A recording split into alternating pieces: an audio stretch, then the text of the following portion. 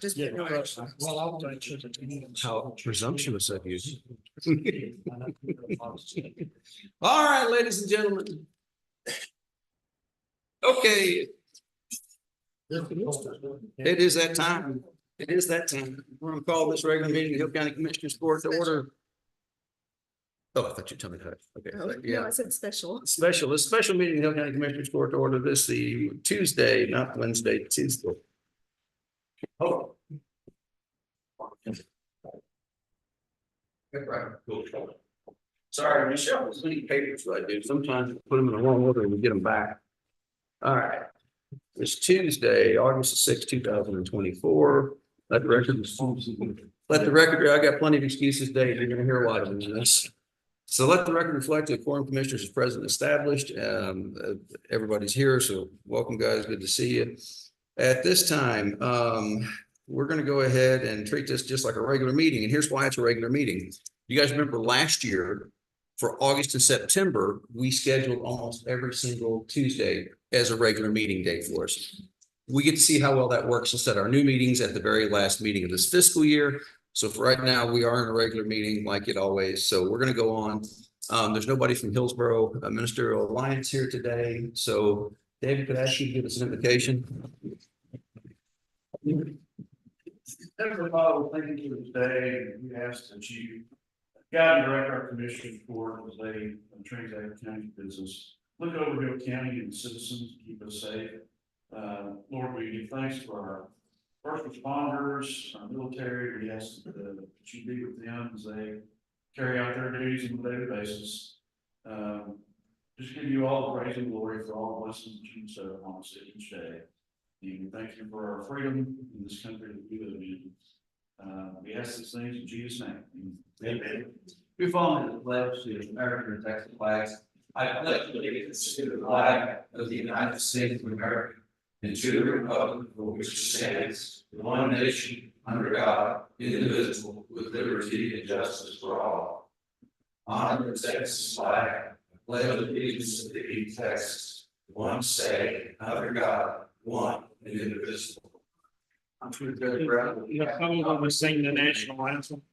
Okay, well, we got the first three verses. Yes. All right. Is anybody here for, we'll welcome everybody. I'd ask everybody what they're doing this morning, but we're not because we're going to be pressed for time as it is to keep chug-a-lugging along. So I hope everything's going well, everybody's departments, precincts and whatnot. At this time, is anybody here for open forum? Going once, going twice, we're going to move into the agenda. So before we get to our budget workshop, which is the main portion here, the appetizers are the consent agenda. We have action on minutes, invoices, payroll, monthly report, revenue disbursement, observed report, elected officials, training certificates. Make motion approved. All right, a motion is second to approve. Oh, how's everybody over there? Good deal. Coming forward, I'm going to start passing these around. This is the pay, that's the invoices. This is the payroll. We call the vote. No. All in favor, say aye. Aye. All opposed, any abstentions, motion carries unanimously. Okay. We've got these. Moving on to order number one, it's discuss under. That's exactly what it is, isn't it? Discuss and approve employee wage status changes. You know, this time of year, we've got employee wage status changes coming up. Let's see what's on the agenda for today.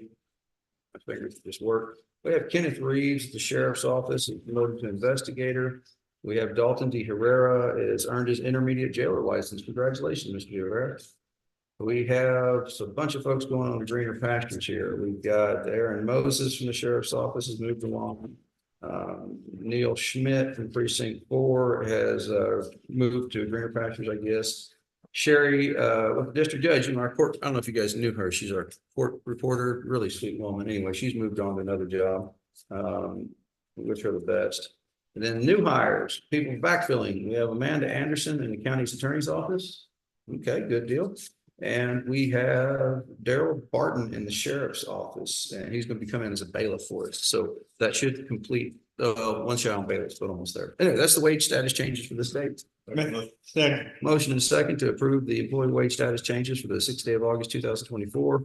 No discussion. Hearing none, I call the question. All in favor, say aye. Aye. All opposed, any abstentions? Motions will carry unanimously and around the world to go.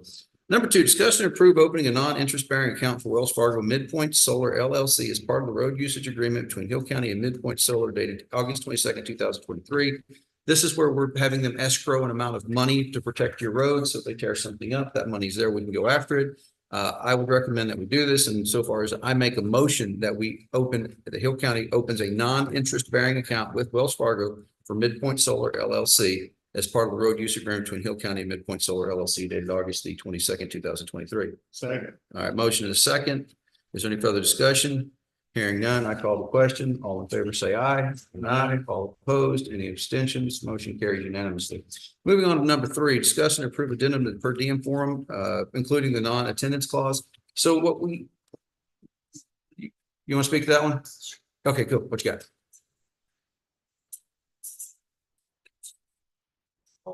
Thank you. Yeah. And we've had some hesitancy for certain departments not wanting to pay those funds back. After visiting David, they are required to pay those funds back. Okay. And so we just wanted to be able to add and them to it, that way when they sign it. Okay. They're agreeing to. But that makes sense to me. I mean, if it's taxpayer money and if we didn't use it for the intended fund, it should go back to the taxpayers. Budget years, you can terminate Hill County for whatever reason before you go again, and there's just several things. I think that's clean. So, okay, it says, and you guys, what we're talking about is the underline here about 3 inches from the bottom of the page says in the event of non-attendance for any reason, the per diem must be returned to Hill County Treasurer's Office within 5 days of the event. Failure to comply result in the amount being deducted from your next paycheck. Apparently, we got some support for this one. All right, motion and a second.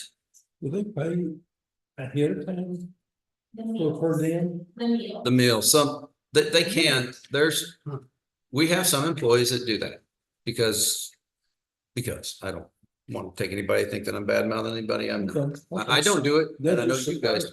Is that something that we need to address and stop that? No, it's, they'll start. Don't have a receipt for a meal? No, we were doing per diem. We got away from receipts a few years. Go ahead.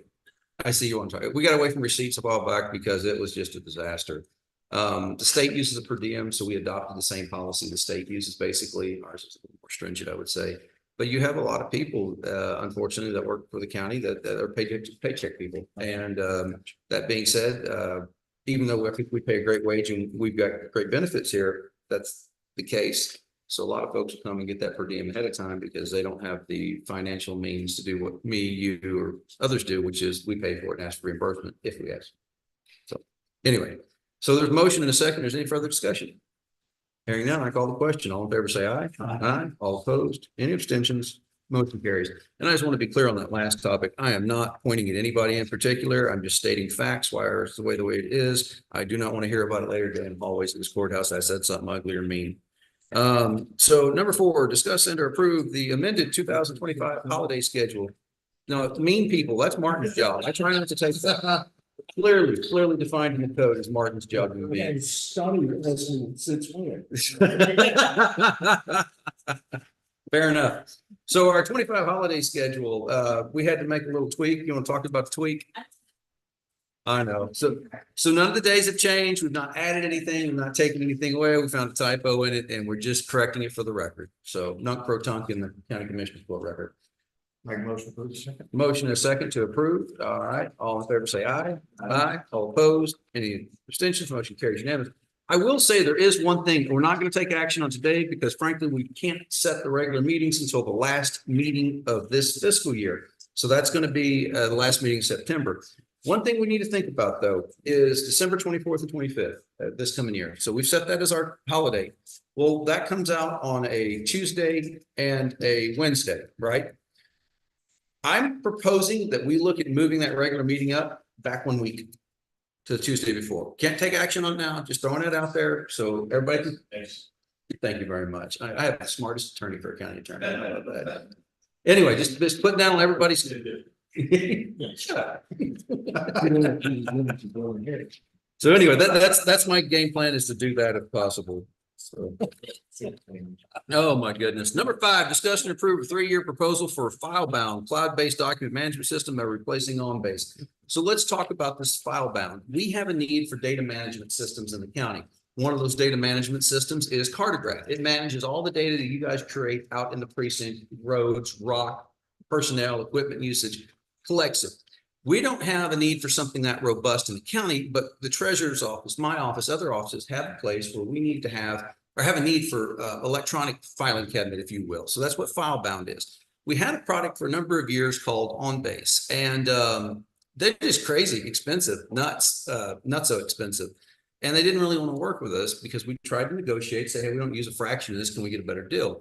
So our wonderful IT director has gone out and Mr. Cantrell has found us FileBound, which is a group that will do just that, files. So if you have a filing cabinet full of files, it is in precinct 4, the county judge's office, the emergency management, or the constable's office, wherever, you can scan those documents in and they will be retained in a PDF format, correct? That's correct. Correct, PDF. See, I listen to those Monday morning meetings, I promise. The PDF format, and thereby reduce the necessity to build more storage for paper in the future.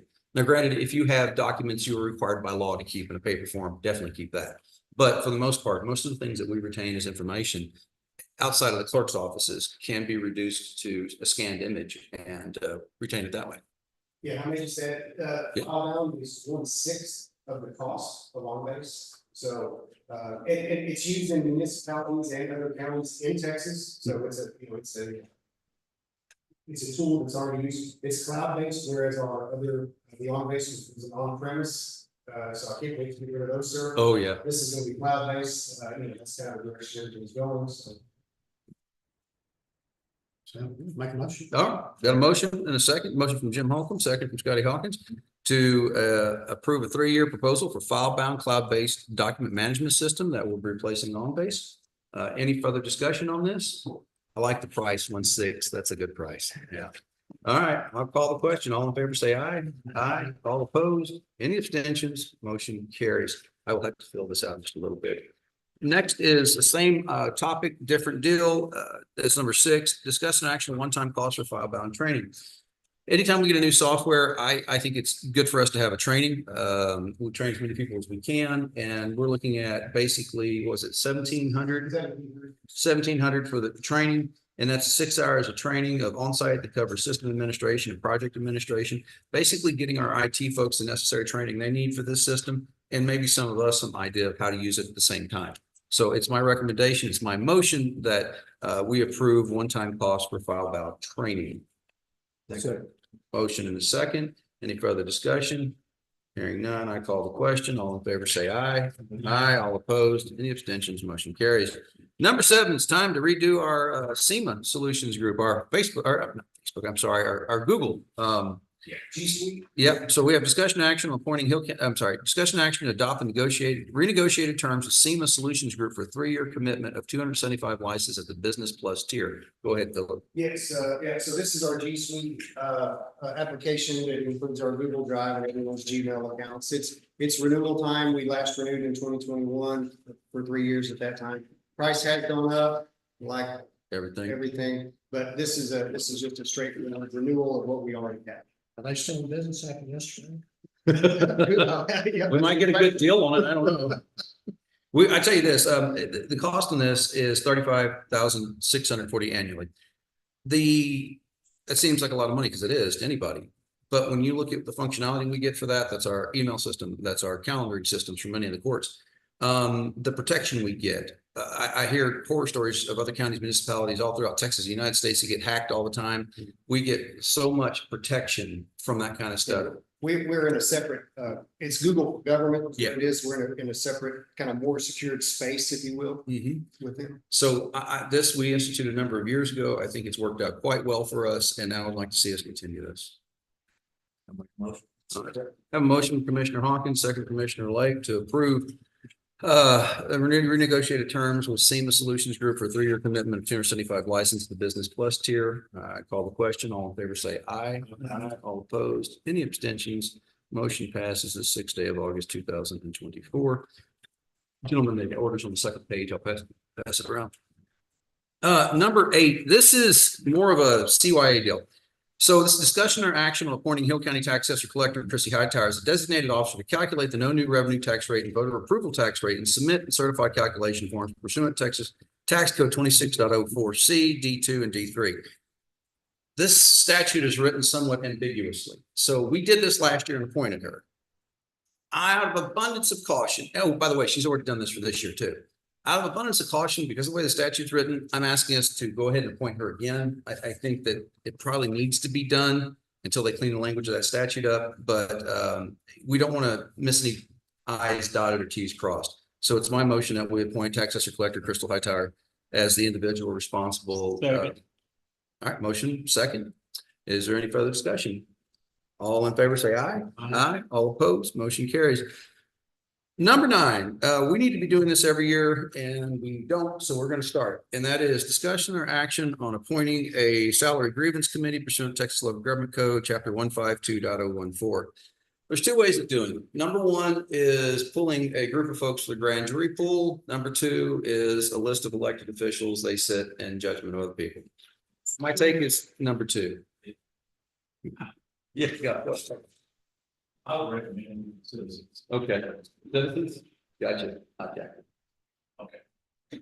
We've done this before in the past and we've always done the grand jury system. It's a way for people of Hill County to have a voice in it. And we've had some in the past. It's not new. So, my recommendation in all seriousness this time is that we do what we've done in the past. And that is when we do the salary grievance committee, we appoint them from the grand jury list. To do that, what I'll do, if you guys approve that today, is I'll send communication to the district clerk, along with the code, talking with her and get that list of people presumed if we need it. Now, I don't think we need that list until we know who's going to do it, but in 153 of the code, local government code, is a really tight timeline right there if somebody's going to convene to grievance their salary. So, Who would take it along the committee? it'd be members like who pick a grand jury pool, the same members we pick like that. So just like you're registered voters in Hill County, Texas, you get pulled for a jury or grand jury. That's the people we pick from, just random. And the number is. I don't remember off the top of my head. 3. No, it's more than 3. I think you're in 5 to 7 range, I thought. But again, we can pull it up for you. I looked that on. Yeah, it's just one of those things that came up when I was doing the calendaring this year.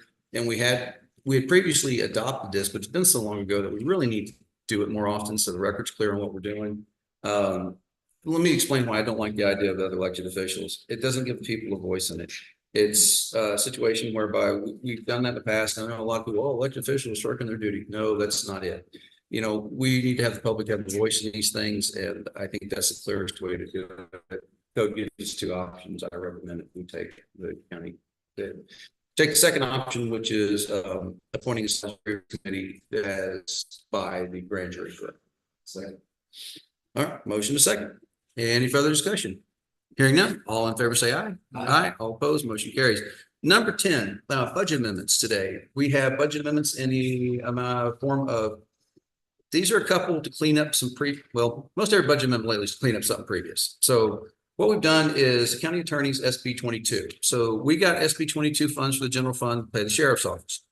County attorney got SB 22 funds that are under his control. He had to apply for them. The district attorney got SB 22 funds that are under his control. He got to apply for them. Anyway, what we have is we have the additional 175,000 that they got under SB 22. That's going to go into a revenue line. And then you can see how that's broken out across multiple different expenditure lines for staff wages and benefits. Then on the second page, we have elections and elections funds. We're going to take $1,532 out of supplies and I'll allocate that to machine equipment and rental. That means for this next year, we probably need to go up slightly on machine equipment and rental. The third page is emergency management. And this is, we're going to take money out of contingencies because a salary was not properly calculated last year by the old auditor. So we've got to fix that. Then we have, he's getting paid what he should get paid. The money didn't get moved into that account because Tom has the, it's budgeted actually, but it didn't get moved into the account. It has the floodplain stipend for being the guy that takes the test and is the official floodplain coordinator for Hill County. The next page, there's CASA, Court Appointed Special Advocate. You gentlemen recall last year's budget. Once again, we budgeted and it is never created in our book of accounts. So we're going to create that budget and move that money. Again, this is no new revenue. This does not have a negative effect on outside budget. We budgeted all that when we did our process. Just when it got over there, it didn't get done. So we're fixing that. Next page is Road and Bridge Precinct 1. We're going to subtract 36,700 from part-time wages, and we're going to stick it in the county judge's budget. So we're good there. Okay, we're paying attention. I like that. And we're going to put that in staff wages for Jim. So those are the proposed budget amendments for this date. Make a motion for Motion in a second. Any further discussion? Hearing none. All in favor, say aye. Aye. All opposed. Any abstentions? The motion shall carry unanimously. And gentlemen, there are obviously a number of pages we have to sign on this one, how we do our budget amendment forms. But it's 9. 9. Yeah, it's quite a few. Okay. Yeah, so thank you for that. Appreciate it.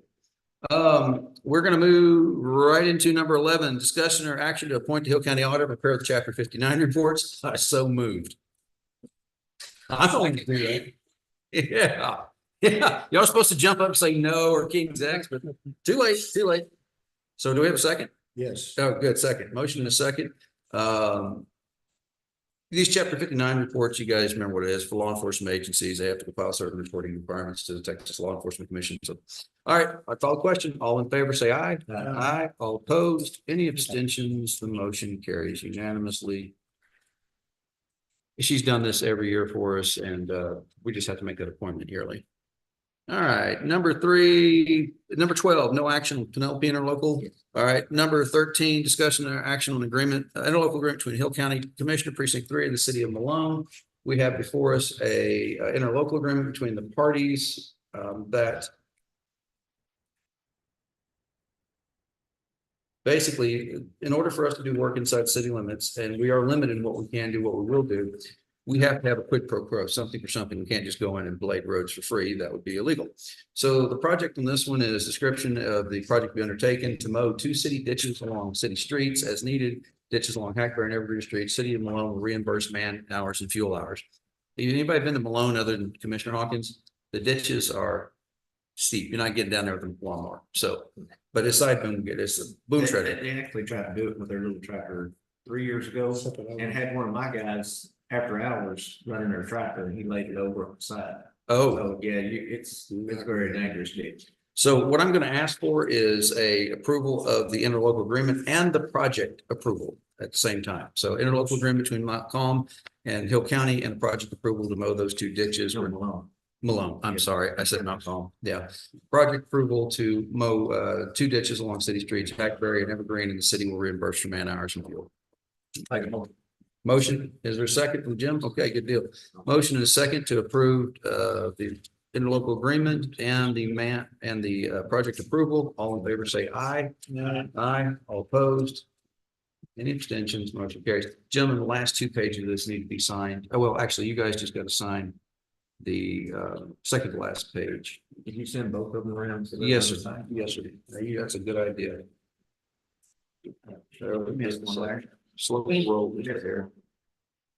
Here we go.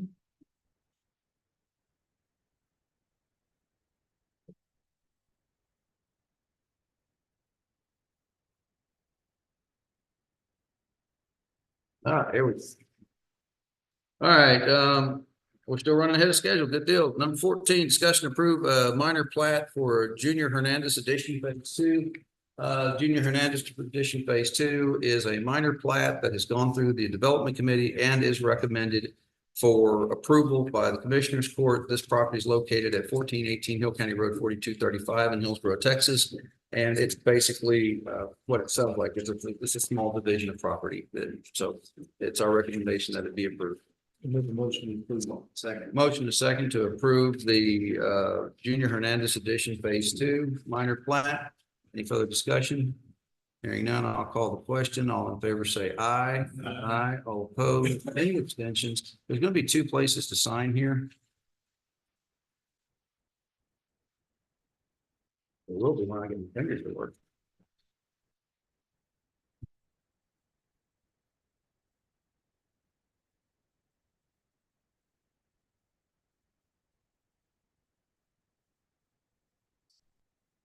There we go. Okay, this next plat we have before us is the Mayspring, a final plat for Mayspring Mount Calm. This is a subdivision that is just outside Mount Calm, Texas, city limits. We have previously run a preliminary plat to the court, and we have now a final plat that is approved by the Development Committee and recommended that the Commissioners Court of Hill County approve the same. Make a motion. Have a motion and a second to approve the Mayspring subdivision, Mayspring Mount Calm subdivision. Is there any further discussion on this? If not, all in favor say aye. Aye. All opposed, any abstentions, motion carries. This again will have two different areas to sign. Trying to make Nicole's life easier here by signing these right now, so having to chase us all down at a later date. There we go, gentlemen. Number 16, discussion and or action on the contract between Hill County 66 Judicial District and the Community Super Division and Corrections Department serving the 66 Judicial District in the Court of Hill County, Texas. I don't have it. I don't have that. You got it? I once again, I start laying things over my desk and things disappear. There is no substantive changes to this. It's just the dates have changed. Again, this is the agreement we entered into. It's going to start on the 1st of September. That is the state's fiscal year, therefore CSCD's fiscal year. And it'll last for the following year. And basically it lays out what we are doing, the services provided by the county. And we've fiscal bookkeeping, which we have to by law, financial reports to the CJA, of course, by law. County agreed to make available financial records to Community Supervision Correction Department Representatives, Community Justice Association Division, Texas Department of Criminal Justice upon request, again by law.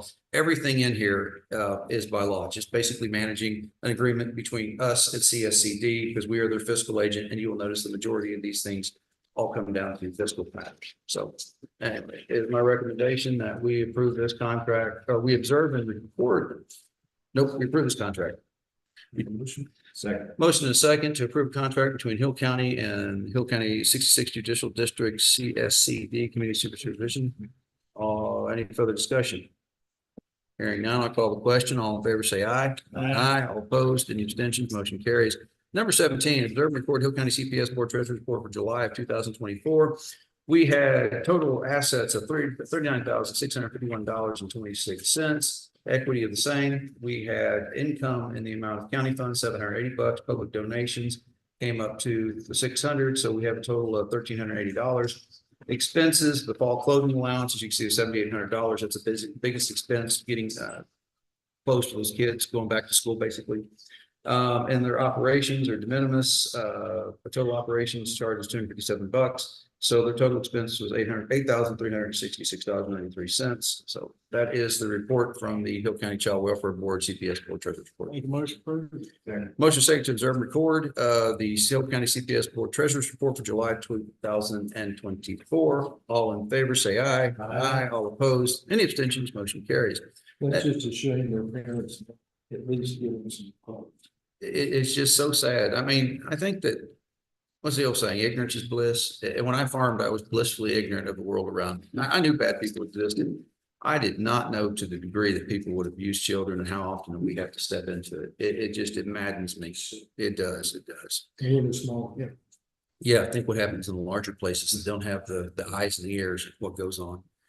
Number 18, discuss and approve monthly bank balance reports for July 2024. You find that in your packet, our monthly bank balance reports. Nothing spectacular different here by any means. If I could just get the papers apart. We started with a total cash position of $6,854,147.77, and we ended the month closing $6,118,975.76. And that is the report of bank balances across all bank accounts. Motion approved. Motion and a second to approve the bank balance report for July of 2024. All in favor say aye. Aye. All opposed, any abstentions, motion carries the 6 day. For all the loans you had on this list, You did a lot better job than Pumpkin does as far as speaking. You made it right along. Boy, number 19, the second to last, and that is approval of curative. We need to adjourn. Oh, I didn't sell the, I'm sorry. I mean, you got good 19. Yeah, I told everybody to be here at 9. I didn't want to waste their time. Anyway, so approved curative health insurance, employee costs. So guys, what we're looking at here is the splits. Over the years, when we've increased the price, because that's been mostly, we've divided it half on us, half on the employee. When we've decreased the price, half on us, half on the employee. Well, that's what we're proposing. We're going to have a decrease. So what is up is we have, oh, even these glasses aren't good enough for this. Yeah, discuss and approve employee health insurance employer splits. That's not, okay, it's not ours. Are you voting for the employees to take all? No, but Okay. it's just not on my. It's not all good, man, that is. It's on the agenda, yeah. No, it's, oh, no, oh, is it on the posted? That's right. We had to put this on the agenda. Okay, so let's back up. It's on the agenda online. We'll double check that real quick. We put this on at 4:45 on Friday because we forgot to put it on. So it's on the agenda online. I'm getting the nod from Constable. Thank you, sir. Appreciate that. So what this is we have to figure out how the split's going to go back because we're actually going to save money this year on health insurance. That's just insane. Our proposal is basically as close as possible. 50% go to the employee, 50% of the savings go to the county. That's the proposal we have. Make motion. Second. Motion and a second. The actual numbers that you have, I'll pass this around so everybody can see it. And it shows what the total employer number will be, and that's what the county is going to pay with the bi-weekly for the employees. So for employee only, that's the simple employee only. I believe that's it. I'm sorry, Rachel, I can't see that. It's $653.90. Is that it? Okay, so that's the total cost to us. And then you go employee plus child, employee plus children, employee plus spouse, employee plus family. And so again, there is an amount that we pay over and above the subsidized families and children. But that savings is going to be reflected as what we pay. So both parties will get to share of the savings. Okay, good deal. All right, I'll pass this around for anybody. Oh, here, we'll a minute. That being said, any further discussion on this? Any questions? All in favor, say aye. Aye. All opposed, any abstentions, motion carries. There's that. Okay, so what I'm gonna do is put this back, put this back, put this back. Now we move on to that fun part of our day, and that is our budget hearings. I know everybody looks forward to this all year long. I say that facetiously. So first order today you find right in front of you, you'll find the proposed budget in that big file book that's on your desk.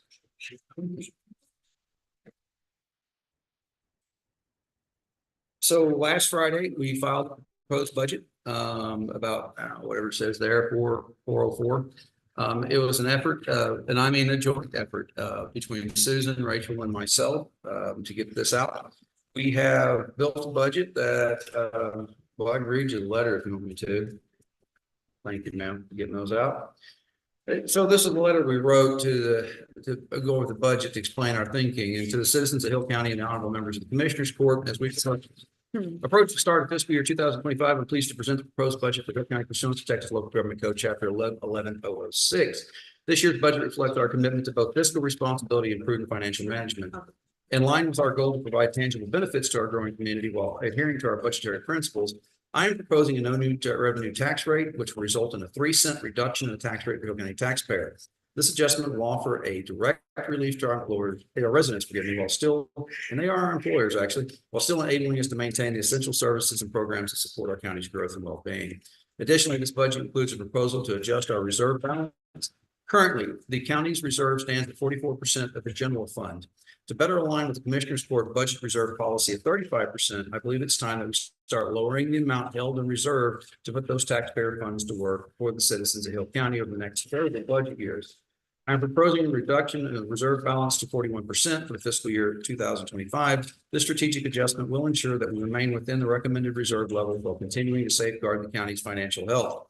I'd like to take this opportunity to express my gratitude to the elected officials, department heads, and Commissioners Court for your continued fiscal responsibility and dedication to Hill County. Your efforts are instrumental in shaping a budget that balances fiscal prudence with the needs of our community. Furthermore, I extend my sincere thanks to County Auditor Swilling, County Treasurer Rachel Parker for their tireless work and invaluable contributions for this year's budget process. Their expertise and diligence have been crucial in crafting a budget that reflects our shared commitment to financial stewardship and excellence. Thank you for your attention to this proposal and for your ongoing support. I look forward to discussing the proposed budget detail and working together to ensure a successful and prosperous year for the county. Respectfully, Justin. So that is the budget letter. In here, you're going to go through several things. Let's go to the table of contents that brings you through this budget book where everything is. And yes, we double checked it this year, like, so there's no off pages, hopefully. And then we go to page number 9 of the proposed budget. So what are we looking at on 9? That's a recapitulation page. The recapitulation is a statement of our beginning balances across all of our major account funds and our revenues, the total resources, that's beginning balance plus revenue, and our expenditures. And then there'll be ending balance. So ending balance will be total resources minus expenditures. You will see we project to start the year at $9.2 million. I think that's a conservative number. Frankly, I think it'll go up from there. Hence why I think we need to start spending into our reserve, because the comptroller says we have to have 25% reserve. The commissioners adopted a policy for 35%, and we're almost at 45%. We've got to start working it down. That being said, we need to be very careful how we're doing this, because one-time project expenditures are good. But if we're putting people on the payroll, those are reoccurring expenses we have. When the budget reserve gets spent down to 35, we may not possess the funding to continue those projects. So we need to be very careful of what we allocate these funds for. So if you look at the general fund, that's where most of us live, eat, and breathe. So the general fund off the top, 8% by law has to go to indigent health. You can see the indigent health at the bottom. Then we have 8.5% gets split amongst the commissioners. That's in addition to the FM lateral, which is split amongst all the commissioners. Then we have the sheriff's office eats out of that budget. They get about 45% or so of it. And then all the rest of us have to survive: the auditor, the treasurer, the judge, emergency management, IT, you name it.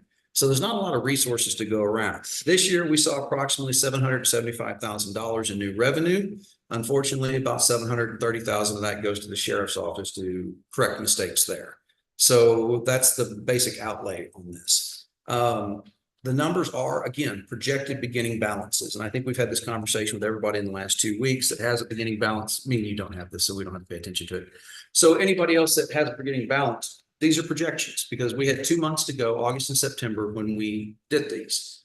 So if you have concerns that the beginning balance is too low, I recommend that later this week you get with the auditor, myself, and the treasurer, and let us know what your thoughts on that are. But again, we are trying to take a guess of what October 1 looks like, but we're taking that guess at the end of July. So it's a little different. Anyway, you'll see how those budgets, resources, and funds are allocated through this budget. You go over to our statistical data, and that's showing you our M&O rate for this year's tax rate is proposed at 0.333177. The M&O rate for the county is 33 cents. The INS, that's our bonded indebtedness. That includes the remainder on the refinanced package on the jail and the courthouse, and then the the Covington Street Annex. That's 0.012465. So that's a total general fund rate of 0.345645. That was like 54 cents when I got here.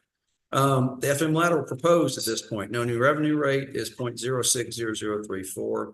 And you can see below it where our trees adjusted taxable valuations are. We had significant increases of 400,000+ in freeze adjusted for both road and bridge and for FM lateral. And I some emails I'm seeing here that next year is going to be even bigger. Some of these, well, in your area, that's going to come online, and that's going to be huge.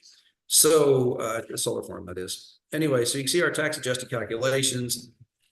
At the end of this budget, we are required to put the tax worksheets. So you'll see the actual worksheets that the tax assessor collector used with the auditor's assistance to calculate both the tax rate for FM lateral and for the general fund.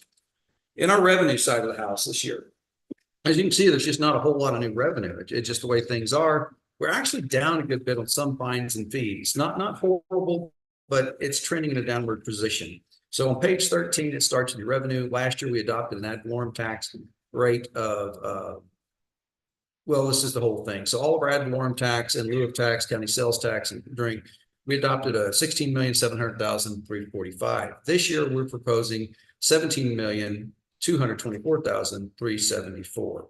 So that's the majority of our revenue increase. Again, no new revenue rate. That means we're not taking anything off the existing taxpayers. They're getting the 3-cent tax reduction. This is based on new construction that's happened in the county that's providing this monies. Then we go through the rest of the fees and fines. You'll see that we have everything under the sun.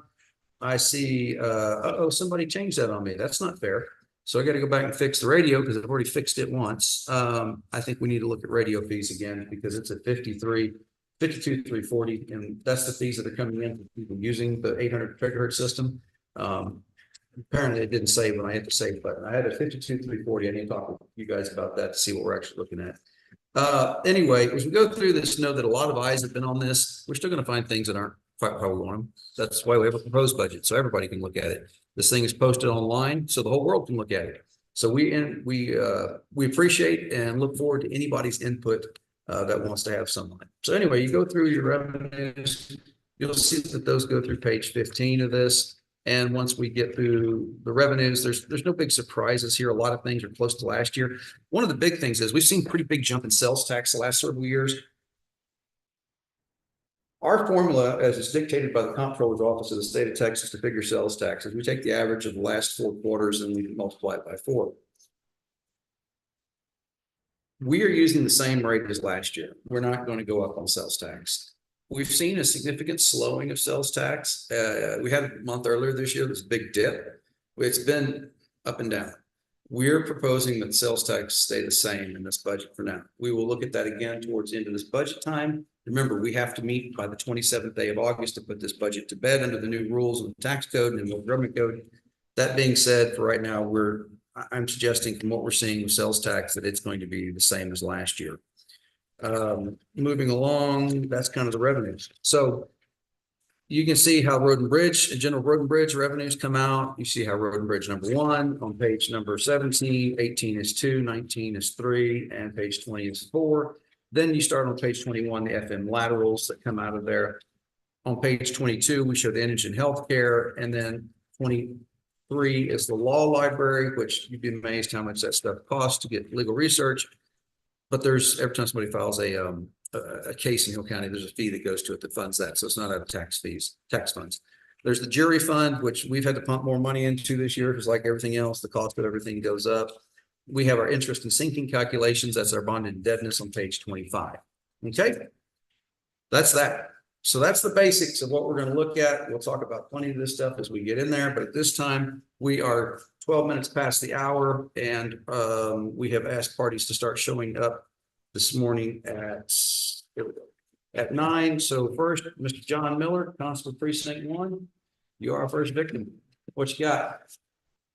You'll sign that Constable is Precinct 1 is under Constable Precinct 1 tab here and book. And I assume what's in your proposed budget matches what we do. Yes, sir. You can assume that. This I've got here. We'll run through it real quick. You got the glasses? Okay. The only thing. Oh, one other thing. Forgive me. I should make this before we get started. This proposed budget, is built on a cost of living increase at 3.2%. That number comes from the Social Security Inflation Index cost of living. So that's where we're starting at. If you guys want to do something else, it's up to y'all for sure. But that's where we're starting at 3.2% COLA this year. All right. Dues and memberships. I got 120, training mileage and reimbursement, 500. Bonds and insurance, I have 1,200. Bless you. Supplies of 1,000. Postage of 100. Telephone of 1,500. Repairs of 3,500. Miscellaneous of 5. Fuel of 6,500. Radio of 1,000. And I want to talk with you about that one. But anyway, security equipment 2,000, and then uniforms of 1,000. Does that sound the same? Yes. Okay. So a couple of things. That radio line. Are we going to have to buy new radios? Do we need? It's always within the realm of possibility, when you're dealing with handheld equipment. Yeah. We have it in the budget, just in the event if there is an expense there. Okay. Uh, I'm good with that. Put it in there. yeah. Okay. Anybody, is all those numbers that I read off to you? Okay, good. Anybody got any questions? Yes, ma'am. That's, things like that. Well, Brings us- so that's, Increase the uniform. Yeah. yeah, the uniform went up by $400 from $600 to $1,000 for uniform. Now security equipment is 2,000 and that security equipment can be a vest, you name it. And John proposed it at 2,000. You know, in years past, he spent 0, 900, 650, and I think like 700 year to date. So, no, I'm sorry, forgive me. Year to date, $526. John's been very conservative with that money, but it's a very good question. So And he does. Science quite a bit, too. I gotta brag on all 4 constables. For those watching along at home or paying attention to this at a later date, Shannon, I'm talking to you. There's other sources of revenue in the county that are outside ad valorem taxes. And I'm making a PowerPoint. I'm updating the PowerPoint for Jim. The one I got is old. To show this, we'll do this tour at a later date. But the basics are there are funds that come from other sources that aren't always listed in this budget that help us operate. One of those is LEOs, and our constables have been great about using those LEOs funds for education. So you'll notice that they have very low training and mileage. You're like, well, how do you get all the hours you're required to have with that money? And the answer is they've used LEOs funds for years to save the taxpayer money because they have access to those funds. So we greatly appreciate that, guys. Anybody got any questions for Officer Miller? Yes, sir. I would like to address the top line. Yes, sir. I propose 5% versus your 3.5. Yes, sir. That's, that's the request. Okay. Specifically in the adjustment, the one with the last there was something with that's in that little, and that's all I figured. Okay. And I have no problem with that. Yes, sir. We will consider it for sure. The reason I stopped at 3.2 this year was straightforward this. We are running a deficit budget, and how much of a deficit do we want to run? And when I say deficit, that's actually not accurate. We're running a budget that expends more than it brings in a revenue. That being said, we have this huge amount we're sitting up here that we're trying to trim back down to policy. There's no doubt Evergreen was not ideal. It was not. I mean, besides constables, there was an issue with, well, frankly, bailiffs and transport personnel. They made it next to nothing. It's crazy what those folks do for what they're getting paid. What did they use for their baseline to compare us to supposedly? Oh, this is a 2-hour conversation. So they used multiple different entities in the state of Texas. They went through and everybody questionnaire. And I'll tell you this, if you filled out the questionnaire, you did a good job, you got more. That's all there was to it. For those that didn't fill out the questionnaire, it didn't happen. It just didn't work out your way. So they relied on those questionnaires, what your actual job duties were. Because every state, every county in the state of Texas, you know, slightly different. You know, 254 county judges, there's 50 of us that do no judicial at all. My job's about 40% judicial. I take care of probate, guardianship. I take care of mental health. Because I'm an attorney, I get up in the middle of the night, so I can blood draw, search warrants, that kind of stuff. So comparing a constable in Bosque County to a constable in Hill County, it's kind of Apples and oranges. it can be, yeah, because our constables here serve all the service. That means everything out of JP and everything out of the sheriff's office. And to note this, for this next year's budget, when you go into the non-departmental later, I have proposed money in there to do another salary survey, not using Evergreen. Thank you. Yes, because it needs to be rectified. There are some inequities in it. Can we say everyone? No, I can't. I don't. Again, I have X number of resources, X number of demands. I think the original demand, I had $3.1 million in requests more than I had in revenue.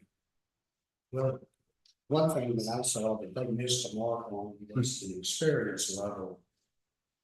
I think, Not only they require that they exist. okay, so experience is one of those things that they sidestep because we have a longevity policy. So you've been in the job 10 years versus the guy in the job 1 year.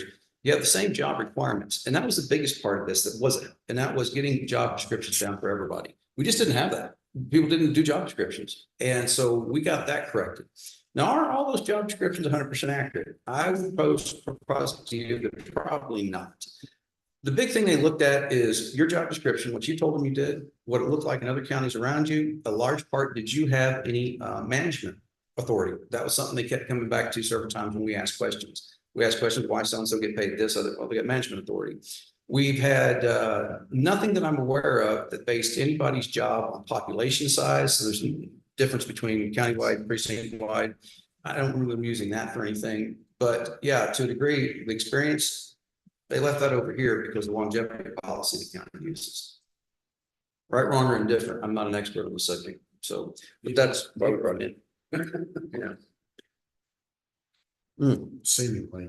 Yeah, but thank you, sir. Appreciate that. Any other questions for Constable Miller? Going once, going twice. John, thanks for being here. Moving along, Constable Justin Gersh. Constable Gersh, how are you today, sir? We are well. Yeah, well, the radio, talking about the radio line. Yes, sir. It's beneficial for us, the radios for me are handled by emergency management, Chris Jackson with the Tom Chief.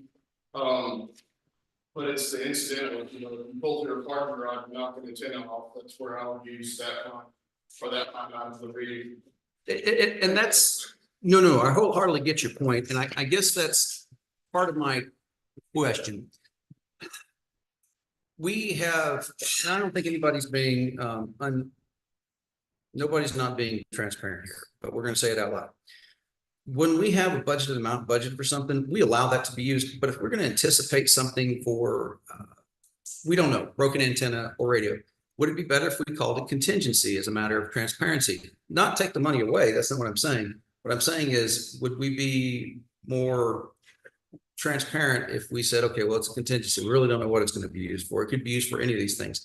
Miscellaneous, we've had a policy for years that single office holder offices, we allow miscellaneous to go to 250, multiple offer 5, I think sheriff's office is 1,000 because of the size. Miscellaneous is one of those categories that we should have a good idea of where we're going to budget things. We shouldn't just be throwing money into contingencies and miscellaneous. We need to know, hey, this is where it needs to be to some degree. And the code lets us know that that's how it needs to be. So I don't have a problem leaving it. I propose it like this, but I'm also okay with, hey, we don't think this is really going to be used for radio. Not taking the money away, but putting it in a different fund, labeling it something that. Completely understand. When I was just bringing up a piece of why, if we're discussing on whether it stays or goes, I mean, $1,000 isn't gonna buy us a radio. Agreed. That's a wholehearted, yeah. So with us, like with me, I had an issue with my first mic. It actually quit working on my truck. I had to buy another one. That was $240, I think, for a microphone. I hadn't used it a lot. I think in the previous years, I maybe gotten that line out once or twice.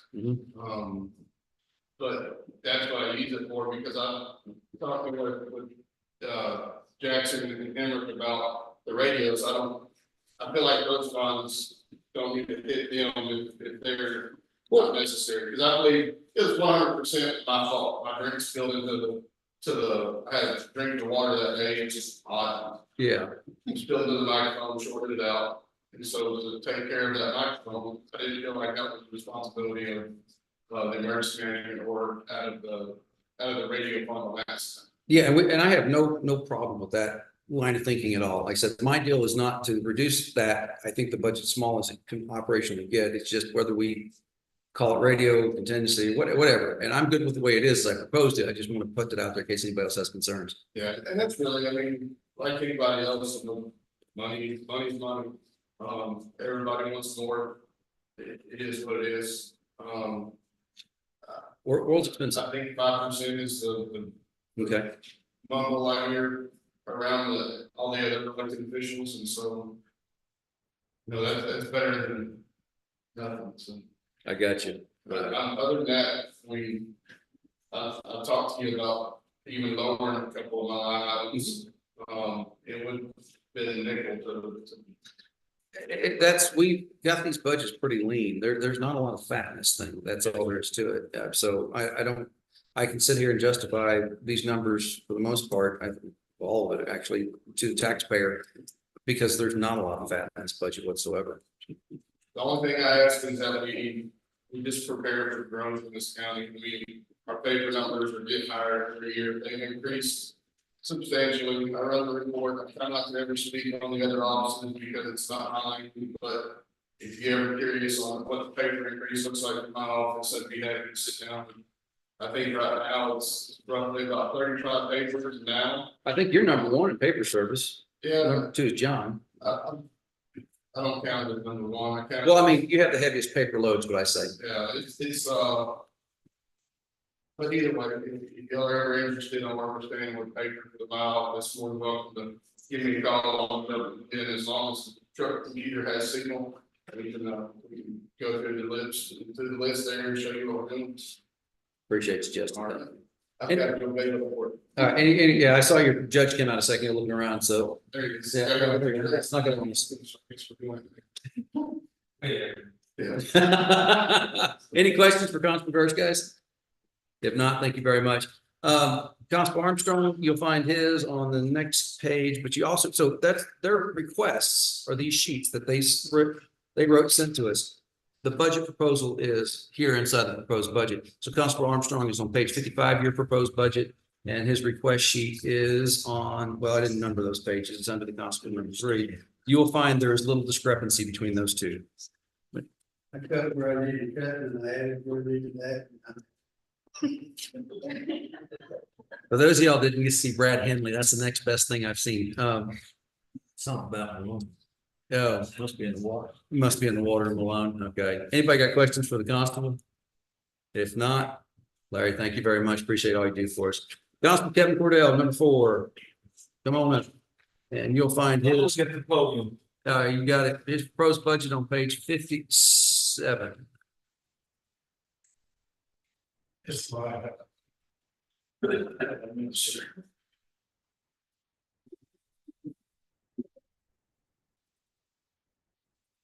Don't scratch the floor, it'll come out of your budget.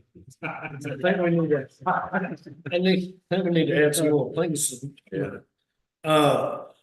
So on my budget, everything pretty well stayed the same. Except the line item for repairs. That should have been dropped down by $2,500 from $7,000 to $4,500. I have 4,500. Yes, sir. It was 7,000. We reduced it. by- Yeah, oh, I thought you were saying that we misquoted on No, the pros. no, Okay. No, Okay. we reduced it down because that Yeah. was dealing with the warranty that we put on the new pickup. Yes. Other than that, everything is earmarked the same as last year. Yes, sir. As far as spending wise, I think I'm way ahead of the game on conserving money. And like Constable Dirks was saying, our papers are up, our workload is definitely up. What it has been, I think that's probably the deal. COVID's over and things have started picking up and moving forward past that. Just because you're talking about the numbers, on civil papers this year with all offices, we're sitting at 841 as of this morning when I run the report. So that's all 4 offices. That's all 4 offices. That's all 4 offices. You know, the thing is, though, when you get a paper, you think, okay, well, I got a paper, you know, not all of our papers are just where you walk up to the door, knock on the door, they walk to the door and you hand it to them. You know, there's a lot more to our job than that. Most of the time, you're looking at 2 or 3 attempts where you ever serve a paper. And then it's all of our writs. Them are the big time consuming things that we have that we do. You know, like I've got a writ of execution right now. I've placed a levy on $1.3 million piece of property. Got the county surveyor looking to go out there and survey it up so I can sell it. And it's a very long drawn process. So there's a lot more to our job than I think a lot of people think what constables do. We're just not the guys that look up, hand you an eviction paper and say, here's your court date, and then go bailiff JP. But anyway, I guess the biggest item that I'll bring to you on is a percent and to increase our salary. I know I'm the only one that's speaking truly on the dollar amount, but I think we can all agree that Evergreen did not do a very good job with the salaries? I think they did a good job. They just got some holes in the project. As a whole, I'm not trying to disagree with you. As a whole, I think it was worthwhile. We did it, but there's some things that I take issue with at the end of the day. But I think we should look at it again from a different way, and we should bring this up again because I do find some discrepancies in it, no doubt about it. I think y'all's salary is a little bit on the low side, frankly. I think bailiffs, and there's some others too. I don't want to point out everybody. I think as a general rule, it helped us lift the boat. Not everybody could. That's just frank. Well, and as I look at the salaries, and I'm just looking at the law enforcement salaries that are based in the sheriff's office, when they found to where the pay scale should be based off of job description, years of experience and what you do there. As I looked at that, I felt that with our job responsibility, what all that we do, that we more fell in line with where the operations lieutenant pay scale fell at the sheriff's office, which was the 78,662, roughly that number there. That's what I proposed the county judge to bring us to. If you look at where our salary is, we are comparable to a one-year deputy at the sheriff's office. That means that that one-year deputy has passed the state exam to get his license, has passed an FTO training and has 1 year experience. His salary is the same exact thing as what the constable salary is. And I just don't think that is a true alignment of what our duties are and what we do. And, you know, if you look at the steps, it's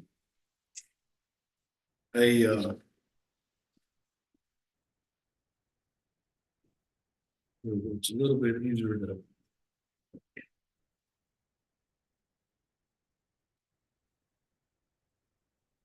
So a one-year deputy is 61,633, a two-year deputy or a deputy 2 is 64,715, deputy 3 is 67,951, and a deputy 4 is 71,338. Then you go to a sergeant, which is 76,789, and a lieutenant is 78,662. So if you just look at the deputy range and where they are, from the very bottom end to a top end deputy, it says must hold an advanced TCO's peace officer certification or higher with 7 years experience. Larry Armstrong has 50 years in law enforcement. I have 33 this October. I'm not sure Miller's over 20, and I think Gersh is around 18. I think that our experience in where we're at in the constable's office, when I come into office, and where we're sitting at today, don't even equivalent to. I had 216 papers unaccounted for in the office. I had 2 prior constables that did nothing except draw a salary. We're aware. That's not where we're at today as constables. What happens if you know, a 1 year, a brand new constable, never been in law enforcement or anything? We're gonna start him out at this salary with all this experience you're talking about, or we're gonna break him down to 1 year deputy? I think, 3 constables are gonna be making. no, I'm saying that you bring the constable's pay up to that level of start. But I think your point, I didn't mean to interrupt. No, sir. But I think. Kids your- without- Scott says, like, But it's So not like like each starter is off the street going to be the constant. you can't. Okay. No, it happened here in Hill County. Off the street with no. Say. Nobody complained. So my Yeah. point, maybe if what I'm hearing is correct, does that mean they have tier system to it? That's a good question, because when we asked Evergreen about this, and again, we had these complaints last year, and they're valid. They're very valid complaints. It's just, why was it here where it's at? It's because, for example, let's take the operations lieutenant. That person has command authority, management authority. He has none. The sergeant has command authority. You have none. You've got a job you've got to do, and you don't have a boss above you except for the people of your precinct. That's what their explanation to us was on that. So when we come back to this tiered system, yeah, how do we judge that at the end of the day? So if we have Kevin, 30 some odd years of experience in there, but then we get a guy that's been on the street never, because we had that happen. And that's an oddball out. It probably wouldn't hope it happen again. But a guy that actually got the job had 270 days to go through the academy, get a peace officer's license, TCO license, and then become, do we start him out at level 1? Well, he's got no different job than these guys do. But isn't that the same for every elected official? Right? What's that? I mean, we have to become a commissioner. Mhm. Okay, or the county judge, you're only elected for that position. You don't have to have any experience. The only jobs that we have to have experience for or have a license for is our judges and our law enforcement. You know, those changes for the sheriff department didn't happen till last year Yes, when Evergreen did the deal. And like you said earlier, there's still some holes in the system on that. no doubt. No doubt. And I'm not trying to ask for the moon. I just feel that where they put us is not in a true dollar figure of where our job is. You know, You alluded to that earlier. And Yeah, I think it's, but I think that's what my plan, that's what I planned in this budget to do. Because like last time, you can't change salaries around here without hacking everybody off. It's just the way it is. Fine. You can't do it without hacking the taxpayer off. That's the way it is. So you got to have some kind of authority, something to back up. You know, when we did Evergreen last year, I said, no matter what the outcome, I'd vote for it. I'm going to temper that statement in the future. That really has cost me a bunch of butt chillings. That being said, at the same time, it's way far ahead of where we were 2 years ago. It needs to be improved. You know, the question is, what realm did we use to justify this dollar amount for this position? And most of us going through talking with people and getting their idea, what does your job actually do? They didn't go from, oh, you're a constable, you get this. They went, no, no, no. Yes, your title's constable, or your title's judge, or your title's commissioner. What do you actually do? I don't think that that part was as well done as it could have been. I think that's the biggest thing. Because if you look at different jobs in different places, again, what a county judge does here is different than what they do in Bosque County. What a constable does here is a fraction of what they do in Harris County. Harris County constables patrol most of the county. It comes down to what the job is. And what they found the job was the number they assigned them. I'm not saying that's right. I'm just saying that's the number they assigned. well, they compared us to Hamilton County. Hamilton County has 0 constables. Not a single constable in that county. You know, they compared us to Bosque County, a county population of 18,000 2 constables only though. and 2 constables. So they got the same workload, half the population, twice. Well, half. they actually don't, because I mean, we serve all the papers, all the writs and all that in the county. Some counties, they only handle the JP. By constitution, your responsibility is JP papers and JP court. Yeah, we made a deal with the constable years ago to get you guys vehicles. We took the papers off the sheriff's office and we've just stuck to it. It's just when you get into your writs and things that we do, and we all get our share of those, and those are a lot more intense. I mean, like I said, I just went and talked to a guy about he needs to pay up, or you know, that I filed a levy, constable's levy for $1.3 million, and if he doesn't, then I'm dividing up his property with the survey, and I'm gonna sell it to Courthouse Square to recover. There's just so much more to that, and I'm saying that with those type of deals, I had a $4 million levy on a hotel last year. You know, those things that we do is far more advanced than what a deputy or sergeant does at the sheriff's office. And that's why I'm asking for y'all to look at this to try to bring our salaries up. And I understand that, you know, everybody wants more money. I just don't believe that our assessment done with that dollar figure is anywhere close to where we should be. I just think the 78 number, it's the same thing the district clerk and the county clerk make, and they both run 7, 8 people in their offices. They've got authority over multiple different things. If you give me 7 people, I'll run 7 people. Yeah, how am I But I gonna have pay, to- how much you want me to raise taxes to do that, Kevin? You don't. I get that, but what I'm saying is I don't have anybody to supervise. Correct. But I still have a budget, and I still have to uphold the law. I do everything. Right? I mean, I oversee my office, oversee my budget. I file all the state required reports. I have monthly reports, annual reports. I do all of that. I don't have anybody to do that. So everybody has somebody to work for them, has somebody to do part of their job. For The person has their own job to do. I don't think there's a disagreement that needs to be looked at. Oh, it needs to be looked at all the way. It's just where does that number end and how do you justify it? That's the biggest thing at the end of the day. And last time we did this, we went to an outside authority to try to get some equity in this matter. And like I said, it raised it up considerably from where it was. It's just, I don't think it's where it needs to be at.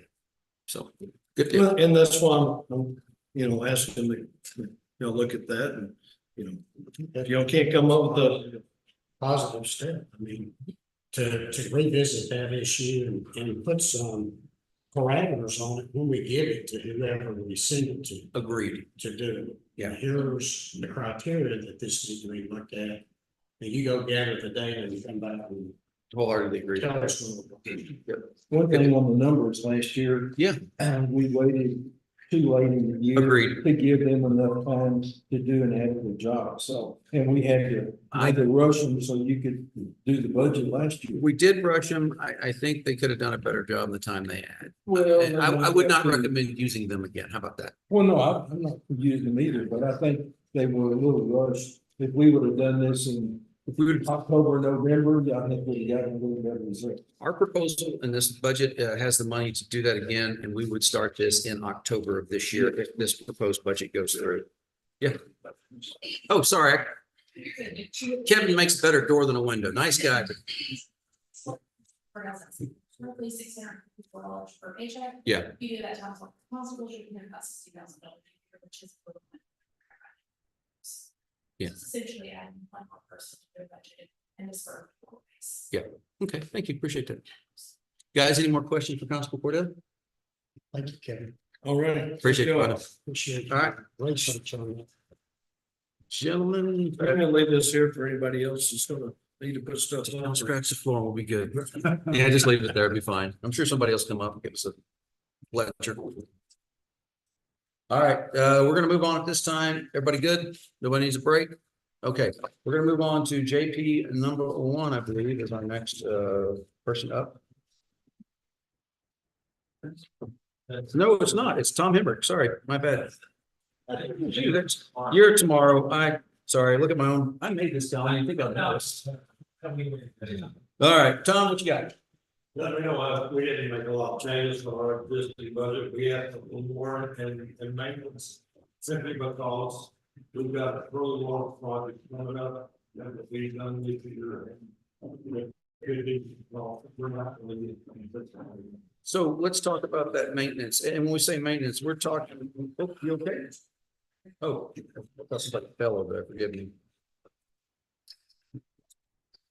You're talking about radio maintenance, correct?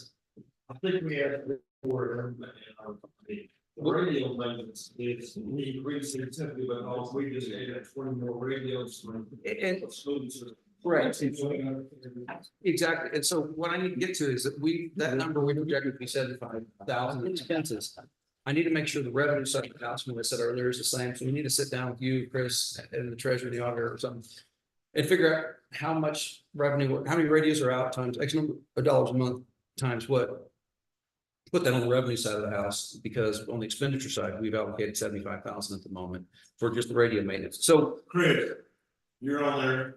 What's the number right now for radios that we have on? Well, hold on, if I can get my microphone to work. it's working. There we go. Okay, can you hear me? Yes. Okay, sorry, the microphone wasn't working first. So right now, it's gonna depend on a couple things. The estimate right now is around 55,000 that we're expected to bring in for the next fiscal year. 55. Okay. That'll change a little bit with depending upon the records and all those people. I don't know if they're going to renew or not because they really haven't used the ones that they got. Gotcha. Okay, good. So you remember this number in the expenditures is not just the income that comes in radio. That's what we're getting from the other entities that are using it. We still have to pay for our own radios. And there's maintenance involved in these things. The system is not cheap, but it works very well. What else did we touch in here, Tom? No, I think that's the only thing we asked for. I don't think we asked, we put any changes anything else. Yeah, everything else looks about the same to me, except for the radio. Any more money, I want to pay more money, that's. Of course, of course. We just want to make We'll it. we'll make a note of that. We'll put that down. We'll put that down. All right. We try to run our office, it's slick as we can, we don't try to overspend. There's been a lot of surprises this year. I mean, Amen. you know, we had a big breach, that we had to, that we were informed of and actually found where there was an attempt. Let's clarify that for the folks at home. We didn't get breached. No, We found out a software we used got breached somewhere else. Right. Gotcha. Okay, good. So we found out that the radio systems were a big target. And we targeted it, and we had to put in two-factor authentication to help prevent that, so. There's just always been these little things that you didn't plan for that they spring over and go, oh, by the way, that's another 25,000. So we're trying to plan and not bring any surprises. Okay, cool. Appreciate that. Question I have is, when you put that tower up, if the new building is not built, then it never could. Where does the tower, how do you? So tie we're, that in? all right, let's just lay this out, what we're talking about at the moment. We need to lay on Scotty just a hair. That tower is going to be a monopole, 125 foot, just means single pole, no 120, sorry, thank you. No guy wires, no nothing like that. In the upper corner of your barn, there's a spot we'd like to talk with you about. And what it would require, we would wind up taking the generator and the pole that we got through the grant. We'd stick that generator, hook it up to your entire barn. If you would give us on the upstairs, less than 10 by 10 space that we put a mini split air conditioner in there. And that way we could cool the radio servers that go in there. We wouldn't have to build a new building. You'd get generated power at your barn 24/7 if something went down. And everybody wins and the pole's not in your way. That still rates the northwest part of the county. So what we're doing right now is for the Northwest, we have, so we don't have a spoken hub. We always wanted that and we realized that's no good when the hub goes down, nothing works. So we're building an actual net. So we have radio tower here in Hillsborough, right? The big one out east of town. We have radios at the 218 North Waco Support Services and at 406 Hall Street, the County Sheriff's Office. Those radios can both go back to the tower on Support Services or the tower over here east of town. That tower then can shoot to Laguna Park and shoot up to Huron. What we're doing now is looking at down at Penelope. Just like you've got that Nolan River Ridge, that the geological formation that falls off and makes it so hard to communicate down there in Chisholm Trail and those areas, we have a fall off on that end of the county as well. By using Penelope, which is the high point there, and putting a 120-foot tower, our goal is that these radios, well, they operate inside every school building. They operate inside any building. What we have found, the limitations in Hill County in communication are, I have a phone. It's AT&T. It does not work everywhere in this county. Your Verizon does not work everywhere in this county.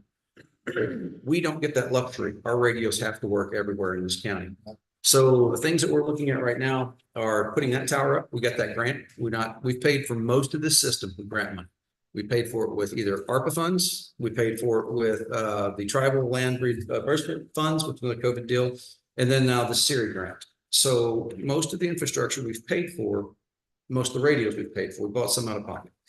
All that being said and done, by putting this tower down in Penelope, it's going to cover that southwest corner, that southeast corner of the county and make it where we can use this radio system anywhere down there. Right now, it's pretty good, but we can't call it great by any means. So what is the Alpha attack?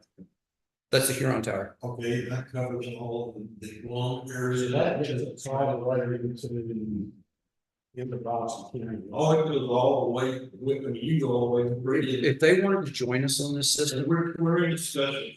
we've already lit up half their county. So the tower at Laguna Park is a regional asset owned by the Harper, Texas Council of Governments. Well, I guess technically owned by Boston, but with some caveats. Just like our main tower, we got it paid for by the Harper, Texas Council of Governments. We didn't get it paid for by Hill County citizens. With the equipment that we've stuck on those two towers, the one at Huron and the one at Laguna Park, which Huron is Encore Tower, it's a private entity. Right now, we can light up 3/4 of their county. If they just want to. They want to participate in the system as a cost saving measure, which I'll tell you the benefits to us are A, we've already got a manager. B, it helps offset our costs. C, when we go for grants, it helps because it's a regional asset instead of just Hill County's asset. Yeah, the way we have, what's that? They push back on you. There's conversations going on now. I think it'd be premature to talk about it in public, but there's positive conversations. It wasn't always that way. Been a lot of personnel changes. Yes. Made conversations along. Great education. AT&T has just put up a new tower there at the cemetery in Peoria. Man, they can't keep the phone service up. I hope, how long? It ain't really long. It hadn't kicked on yet. Yeah, but we've got good coverage throughout the central part of the county between the monopole, the support services building, the tower over here east of town. We've got a pretty good outlook. It's just that we can't quite reach over that dip as good as we want to. Now, everywhere in Hill County, if you have a mobile radio in your truck, your police car, it works everywhere. There's just not places it doesn't. It's the handhelds when we go inside of buildings. And knowing that we live in a day and age where crazy people do dumb things at school. They do horrible things, but we have to be prepared for that. I don't get a second chance at those things. So right now, the goal is to do that. If the commissioner, he can find it in his heart, no, it's not going to interfere with his future needs. And that's what money. Yeah. It just.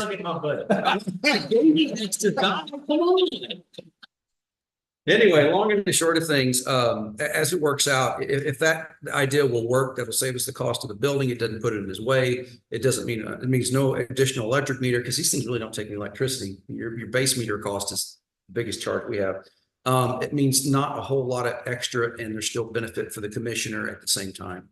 So we still going to have to put a generator up in your neck of the woods one of these days. We're looking for more grant funds for that. The one we bought with the building is not exactly what we thought it was. So. Questions on Mr. Hemrick? None? All right, Ms. Cook, you're the next victim. Indigent healthcare. And guys, don't be mad at her. This is not her fault. You know, a while back, indigent healthcare, the state of Texas said, well, we can pay for inmate healthcare. Indigent healthcare is inmate healthcare. Okay, fine, great. We did that. So that is the majority of this budget. By law, Senate Bill 8, we're required to lay apart 8% of our general fund each year for healthcare. If we overexpend that line more than 8%, we can apply to the state of Texas and they can do some reimbursement. I will tell you, we've never done that because the state of Texas runs a program that is so difficult to access and get into for indigent health. If you own a car, you do not qualify. You got a job, you're probably not going to qualify. It is insane how tight they are. So that money tends to build up in there. So we budgeted 8% of this year's revenue in there, but we have so much left over from last year, $100,000, once again, as it has for many years, goes into each one of your budgets. And then 150 goes into the general road and bridge to allocate money for the 911 operations, the cartograph system, those things. Go ahead, Ms. Cook, what you got? Okay. So first starting off the salary one, I did ask for a little more. I disagreed with Evergreen, just like many others have. I don't think I fit into that little box they tried to put me in, because I do a lot of different things that don't really go under indigent healthcare. Exactly. And to let you know, let me speak to that real quick. Again, as I disagreed with the constable salaries, I disagreed with bailiff salaries, disagreed with transport debtor salaries, I disagree with indigent healthcare salary. More importantly, indigent healthcare is not just indigent healthcare, not sitting there just behind a computer all day. Let me tell you guys the things I have April do for us.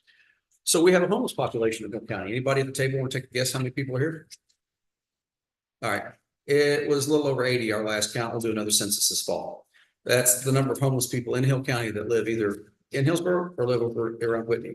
True homeless, not these are unhoused folks. She deals with that population. We deal with an elderly population. We work for many years, a community partner with the Health and Human Services Commission. We've dropped that designation because we can do the same thing without having to spend the extra time and effort to get the designation. We, through that office, run not only indigent health, but the jail healthcare at this point, the bill side of things. Keep an eye on that. The physical everyday operations are still at the jail, but Mrs. Cook taking care of all that information. She is also on the Rural Transportation Council, Advisory Council. That is, you see these little blue buses riding around, say COG. That is the group that advises between McLennan County and Hill County and other counties how to operate a rural transit system whereby we can get people from necessity to need. We can get people from where they at, what they need to where they need to be and get that thing they need. I'll put the plug in right now for rural transportation. You need a ride to Waco. It's like $2. It's really cheap. So there's numbers on the side of the bus. So it's not just the traditional things that our indigent healthcare coordinator does. As in Hill County, everybody has multiple different hats. It's just how we have to operate around here with a few resources. So that's 100%. A couple of years ago, I ditched her on her the pauper burial. The pauper burial, you would she has to work closely with the justices of the peace, good point, and the funeral homes, with all three of them in Hill County, sometimes out of county. We have a number of people that wind up here, that reside here, that pass away here, that we are responsible for their final plans, if you will. Where does that, what line of it does it come out of? Pauper burial. Yes, ma'am. That's actually in your budget. I was actually gonna tell you guys about that. This past year, we had 6 that fell under indigent burial, but out of the 6, 4 of them went to Houston Southwest, so we didn't pay anything on. So you guys, I don't know if anybody's had time to read the policy lately. Fall back, we adopted a policy, which is a restatement of state law. So if you die in Hill County and your family is responsible for your remains. If your family says, nope, we're not doing it, or you can't find family or whatever, then the first thing we have to do is we have to offer your remains to science for cadaver. That wasn't always what happened. It happens now every time because Ms. Cook makes sure it happens every time. So if remains can go to the, there's a name for the program, and I forget what the program name is off the top of my head, but The Willed Body Program. thank you so much. See, that's what we have, the Willed Body Program. If not, then we offer cremation. The only time we offer a proper burial, and I can't remember the last time we've done one, is when we cannot identify the remains. We are required under the law to preserve the body embalmment and for future possibilities. But yeah, so it's not an indigent health budget. That's in the 5301 budget for autopsy and pauper burial. So it's not like April just has the one place she operates. Again, she does things that I just, oh, and accordingly too, when we have elections, she goes down there and she throws over the election side and answers phones during elections because somebody's got to be down there while only 3 guys are trying to run an election for the whole county. So anyways, I'm tired of bragging on you. You bragging yourself. Okay, other than that, the only thing I've really changed is the training and mileage reimbursement, simply because of that other conference that I had asked about. There's a conference with, it's called a Novalon. It's an insurance lookup company to determine whether or not our jail inmates have insurance that can pay for their medical care while they're in our facility. Because if they do have insurance, I have them bill it to that instead of us one paying for it. And how much have you saved this last year? Oh gosh, it's close to about 18,000 that I know of right off the bat. And so this conference is a little different. She's got to go to it. They only offer it one place in the United States. She saved us 18,000. The conference will cost about $2,800 somewhere in there. I'm recommending she go to it. I know it's a big expense, but this has already saved us $18,000. And with better education, we may be able to save more.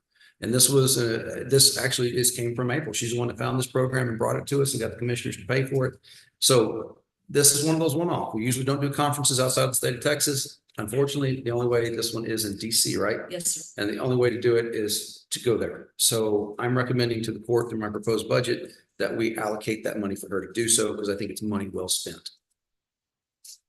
After that, I went up just slightly on the jail inmate medical, just simply because based off of what has been going on, it's going to continue going up. That being said, I am trying to whittle it down, and hopefully with new administration, I can work and get it even further down so that we will have a surplus, but I don't want to have to come back and make more potentially because I've under budgeted. Okay.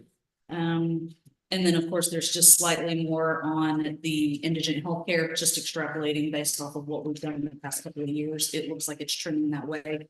I'm gaining about 1 to 2 individuals on the indigent healthcare budget every year. This month or this year, I've averaged 16 people per month. So. Well, I've got a question. The indigent medical at 2415 line, we had it at 300 where we proposed 120 for next year. Is that, you think that's good? That's still covered? I do, based Okay. off of what we've done this past year. I think so. The only reason it was higher the previous year was having to pay off excess from the jump. There you go. Thank you. Yes, sir. So we spend roughly $1 million a year on inmates and indigent people. Well, we don't quite spend that a year. So Well, that's what it's budgeted. yes, sir. We had, because remember, we have to budget the 8%. Yeah. We're required by law to do that. But, you know, our expenditures, take the transfers out of it. So our expenditures actual for FY 22 was 1,669,261. Of that, 850,000 went to you guys, Engine Road Bridge and other things. So we spend a good bit, and there'll come a day where we won't be able to transfer out of this fund. That's going to happen down the road at some point. Right now, it's not. And should we some have catastrophe, state changes the rule, and there's a flood of inmates, a flood of people come into this program, we will have to go back and do budget amendments. One of the last things we do each year, budget wise, is make the transfer out of this fund into y'all's funds. Because you guys usually have to carry over.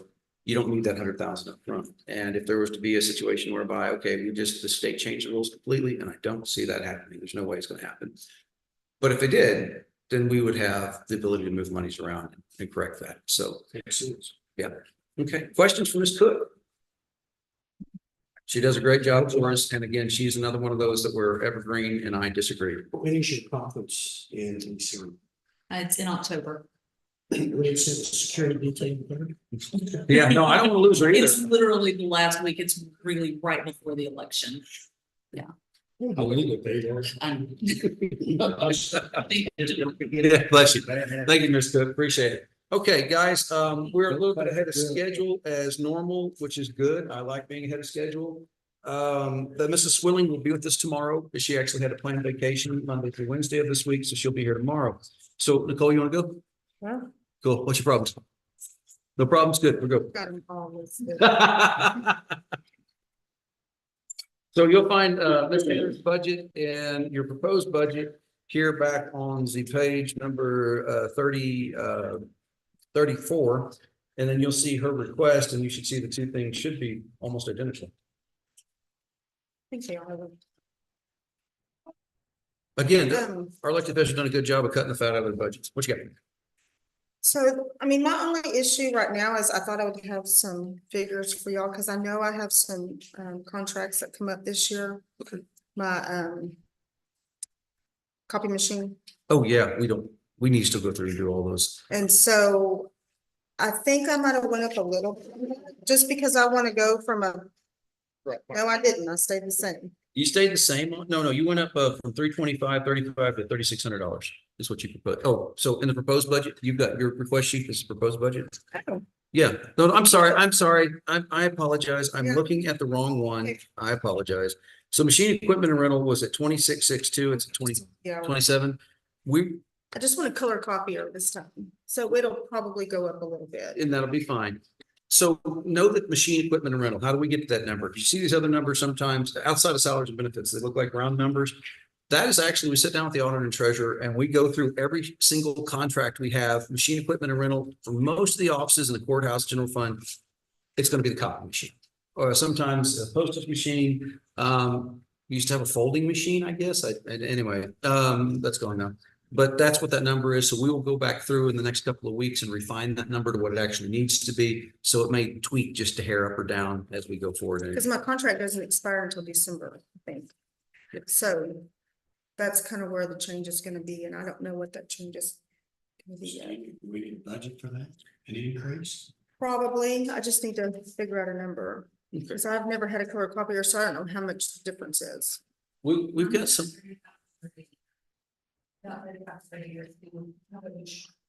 You look what? Sharp and hers is about 3,500 a year, Okay. which we can do that if need be. But yeah, we're happy to adjust. We still have the one downstairs. It's staying for several more years. Okay. So, that one. I guess that's, I think Special. that's about it. Okay, so the county clerk, just a reminder for those playing along at home, not only has the general fund budget, because there's specific fees that are paid when you file a lawsuit in Hill County that go to other budgets. So not only does the county clerk have that budget, she also has some special budgets, and you'll find special budgets in your proposed, bear with me here, proposed budget here, starting on page, where we at, page 90 something, wasn't it? Pretty close to 90, I thought. One of them's on 103. No, forgive me, 97. So page 97, 98, is state grant fund, state salary, state grant, language access. The county clerk records is 103, like she said. And so you look at that and we have a beginning cash balance of 775,000. Where are you taking us out to eat? Yeah. As you can see, that balance has accrued. There's years that she spends when she needs to spend, and there's years she doesn't spend when she doesn't need to spend. You recall part of these county clerk records, she uses this and other funds to maintain those big old tomes. The old timey books we have to keep. What was the last time you got a bid? How much it will cost to rehab one of those? Right, it's $4,000 or $5,000 a book It's insane. A book. to preserve one book. Yeah, and then And I had planned on doing them this year and I just haven't, have bids, I just. do you want us to put, I mean, we've got 100,000 in contract services. No, I think that's good. Okay, cool. And then, so that's the county clerk's records. You see at the bottom of that proposed budget, that this is under local government code 118-0216, and it shall only be used for records management and preservation purposes in the county. It does. And I do pay my part-time one. Yeah. Because that person does nothing but records retention down at the. That's right. Yeah. And so it requires commissioner's court approval. Then let's go over here. You're going to find the same thing kind of goes on with the district clerk when we get to her at a later date. Probate education funds. Again, this is another special fee that we collect. I get all of my education paid for because I've been appointed to the state judicial education committee. So I teach the other county judges. It's extra work for me, but it saves the county about $4,500 a year by me doing that. So I got to put together a presentation, a slideshow about once a year on a topic, anything I teach from basic wills and estates to guardianship. So I'm telling you that because you see that I don't have very big trading mileage reimbursement. It's just for Paul and mine. This money we collect for probate education pursuant to local government code 118-064-AB1 says it's to be used for the continuation education of the judge and the staff at probate courts. Well, we get a benefit from me doing that in the education committee, but we get a bigger benefit because every county is allotted for the probate academy TAC holds. It's like 775 a person. They're allotted one judge and one clerk. Since I'm teaching, we actually get to take two clerks. So we get an extra person educated at no extra cost because I'm on that committee and I meet them, 4 times a year or something. So when we do have probate education money, it's not usually a lot. This fee is like really, really small, hadn't gone up in several years. So we're saying that we have proposed revenue in the amount of about $600.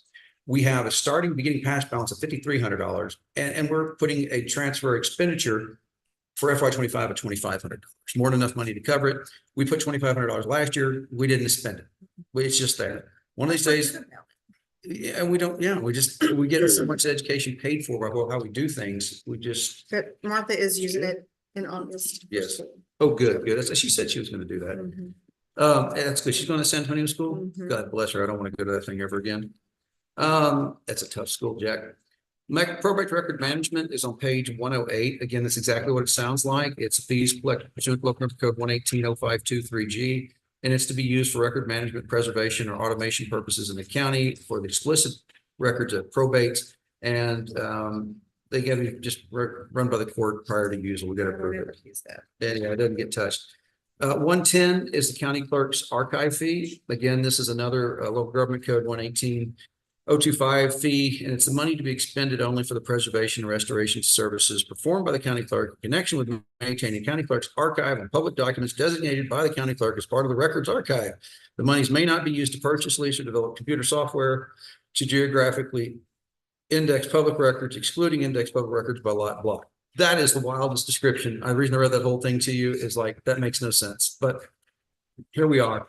So Is this isn't where you Well, I don't know. update your books? Well- No, that's with the records management. you could do that for this as well. I mean, you can use this for basically the same thing, but this one can't be used for computer software, but records management could be used for computer. So if you ran out of money with storing books. you can Okay, well, let's talk about that for a second. 'Cause Yeah. This is where I pay for Eagle. Let's go back to Susan when she gets here tomorrow and have a conversation. Does that I sound don't good? think I've ever seen that. Okay, my bad. Didn't mean to throw one at you. Mhm. No, that's what that. Sorry, I'm trying to get better about quoting the authorities when I tell you something. It's not just me saying it out loud. I actually looked the stuff up. So anyway, no big deal. If it's got a nice beginning cash balance, it'll cover what we need to cover. We should be good. So those are the special funds. Let me say something else. Yes, ma'am. There is, and I'll talk to you about it. We have demos next week. One of them is the, That's right. the fraud protection. Yes. And so I'm excited about this. I have constituents that call me on a monthly basis Why don't you to tell me? know if we are gonna ever implement a fraud protection into our system. Yes. It's about $10,000, but I think it's a good thing. So it will alert property owners if something comes through that is not legit. And she's got the money to do it, these special budgets. And so she's taken the initiative, brought this to me about 3 weeks ago, that this will try to help prevent some of what we're seeing. We're not seeing a lot of it yet, but we're seeing more scams. I think there's more than we know about. I agree. Absolutely. So this is using that money and offering some protection to the citizens of Hill County. If someone's going to file a fraudulent deed on your property, my property, whatever, it would help give notification of that. And wherever we pay this out of, because I don't know what's going on here, but I mean, my Eagle, our contract may go up. I don't know. But I'm gonna find all of that out when they come next week. So. Well, now, you can use this for Eagle. Let's clarify that, because this code excluding indexing public records by lot and block description. So it's okay to use this code for that. Oh, okay. You see the last line? It says, and I'm just very clear on it. Okay. Yeah, maintain county clerk's record archive and public documents designated by the clerk as part of the records archive. These monies may not be used to purchase, lease, or develop computer software to geographically index public records. Think about that like the CAD system, excluding indexing public records by lot and block. So it's perfectly legal to do what you're doing there. Okay. And we'll go into deeper, but yeah, you've got the money. Okay. Then I don't have to worry about it. Didn't mean to scare anybody. Because I'll do the fraud protection out of my, records. Okay, cool. Yeah, that'd be fine. Yeah, Okay. good to go. Okay, guys, questions for the county clerk of Hill County? Good job. All right. Come on up, Rachel. You're here. We might as well, right? You can see this budget schedule is a nice wish.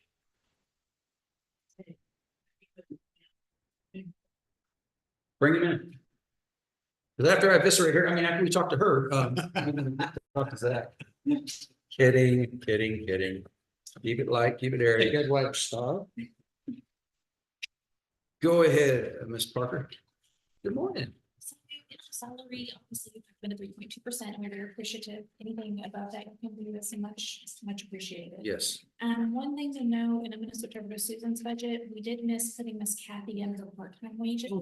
So we Okay. do need to allocate that in Susan's budget tomorrow. Yes. And then since Miss Kathy is part-time for me and part-time for Miss Susan, I do think she should qualify for health insurance because she's a full-time employee, even though she happened to not. I don't have a problem with that. And I'm going to be honest, I just, everybody here knows the whole Kathy dug us out of. When the last auditor was here, well, things got up quickly on the book side of things. Kathy left the employee, didn't get fired. She just, that's enough. And then she came back to help Rachel because if it hadn't been for her, we wouldn't have got some things done. She has some knowledge. So she's been a loyal employee to Hill County. I have no problem with that. And I'm very appreciative of her knowledge because she does bring to the table a lot of. Page 36, guys. No one knew about because there was so much turnover in the auditor's office and me being so new and losing some staff members as well. Having Crystal being new to the county, all the knowledge was just gone. So I do think that it is a great asset to continue to have in both departments and they do go hand in hand. Okay. So I'm asking, and it's not reflected in our budget for this, but I'm asking if we could go up on health insurance to cover Kathy and I'll carry her health insurance. Okay. And continue to just pay her part-time and Susan pay her part-time, if that's something y'all are okay with. I'm good with that. How about you guys? Really, she's doing over 29 hours, so wouldn't that make her an employee full time? It does, but the way we just presented it is y'all were okay with her coming on board part-time for me last year. to Yeah. play with my general fund. And then Susan picked her up part-time, so now that she's part-time, she is a true full-time employee. So we just need to get that straight on the books moving forward, if that's something we need to do. If not, we need to go back to the drawing board and do something different. I don't have a problem. She bringing her own full-time offered insurance. That's Thank you. a deal for us. And for the rest of my budget, obviously the benefits fluctuate based on salaries and everything above. Our operating expenses, I have asked for a couple of increases in training and mileage. I would like our chief deputy to be able to attend some of our conferences. That was never factored in before, and I do think it's a good training that is needed. Our postage continues to decrease since I took office. One of the biggest things I've focused on is saving us postage, paper, checks, all of that comes to a cost, and we are offering EFT services, direct deposit to our vendors, and trying to transition away from the paper checks in the post office is terrible. If I issued a check right now, when it was it'd probably take about 20 days. Same thing, we do weddings, wedding certificate, Yes. people's like, what do we do with it? I said, walk it back across the hall, because that marriage license, Yes. if you put it in the mail, it's gonna be 2 weeks. or better. We make them do that. We don't mail it to them. We make them come and pick it Come up. and pick it up. Smart. Cause they have lost so many, and then it costs to have a, Oh, that's right. You It's got a a person. ridiculous, and it's just more cost. And so we even hand deliver some of our checks to people who will not go EFT, like City of Hillsborough. We just hand deliver those checks. Hillco, I just hand deliver them. Makes sense. It saves us some money there. My machine and equipment rental, you'll see year to date is 0. That is inaccurate. There's a billing discrepancy on Sharp's side. I do owe them money. So please keep Like, that you really line- cut costs up there, right? You're pretty please good. Keep that line in there. Yes, we have 3,500. Is that what you requested? Yes. Sir. Okay, good. And then telephone, just a little more $1,000 just to cover anything. We have seen a couple of decreases with Billup, but I just want to be on the safe side. Yeah. And then miscellaneous of 700, which has been in there for a couple of years. Just in case there's something I'm still not thinking about in my second year. Things are increasing all the time. I still don't know how much my 1099s and W-2s are this year, so that's a huge cost for my office. And other than that, that's it. Gentlemen, questions for the county treasurer?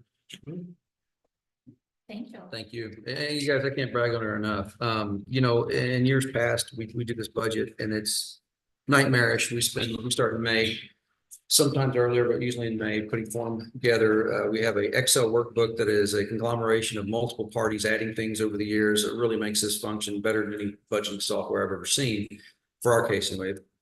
When I told Rachel earlier this year, well, I'm gonna start doing the form, she's like, I already did that. What? She's like, oh yeah, it's all up to date. Usually by the proposed budget, what you're getting at is a snapshot look of last year's personnel. No, that's all up to date. Shoot, this thing's actually got most of the, not all of the health insurance, but most of the health insurance up to date. We have never had this complete of information from the treasurer's office before we got to a proposed budget. So thank you very much. It makes this so much easier to do when I'm not guessing. In a time where she had to chase the numbers. Yes, yeah, no doubt. So That's big. it's a real testament to you and your staff. So thank you. so some of the insurances will change after. Totally. Yeah, open I enrollment. have one that's got Yeah. a baby. So we think that all the insurance will be less than last year's insurance for open enrollment. How the insurance is, we're gonna spend less on curative than we did on blue.